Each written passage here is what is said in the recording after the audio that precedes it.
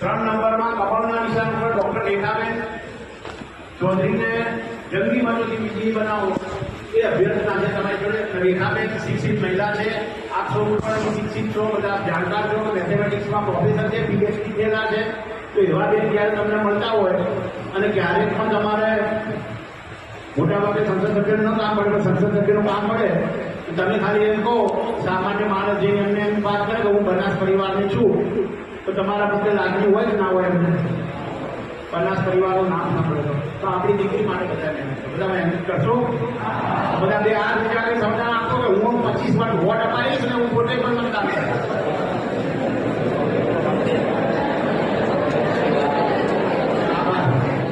ગુજરાતમાં લોકસભાની ચૂંટણીઓના મતદાનને હવે માત્ર 3 દિવસ બાકી રહ્યા છે, ત્યારે પોતાની જીત માટે ભાજપ અને કોંગ્રેસના ઉમેદવારો એડી ચોટીનું જોર લગાવી રહ્યા છે.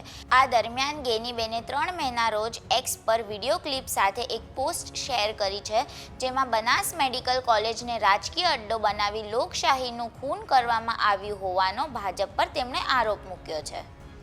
ગેનીબેન ઠાકોરે તેમની પોસ્ટમાં લખ્યું હતું કે જિલ્લાના પશુપાલકોના પરસેવે જે સંસ્થા ઊભી કરી એ સંસ્થામાં ચૂંટણીનો પ્રચાર કરી ભાજપ ઉમેદવારને જીતાડવા માટે ધમપછાડા કરતી મેડિકલ કોલેજની ટીમ, જે યુવા પેઢીને મેડિકલ ક્ષેત્રે શિક્ષણ આપી આરોગ્ય બાબતે સેવા આપવાના બદલે બનાસ મેડિકલ કોલેજને રાજકીય અડ્ડો બનાવી લોકશાહીનું ખૂન કરતા ભાજપવાળાઓ. જિલ્લાનો પશુપાલક આ ચૂંટણીમાં તમે ગમે તે હદ પર જાઓ પણ તમને સબક શીખવાડ્યા વગર રહેવાનો નથી.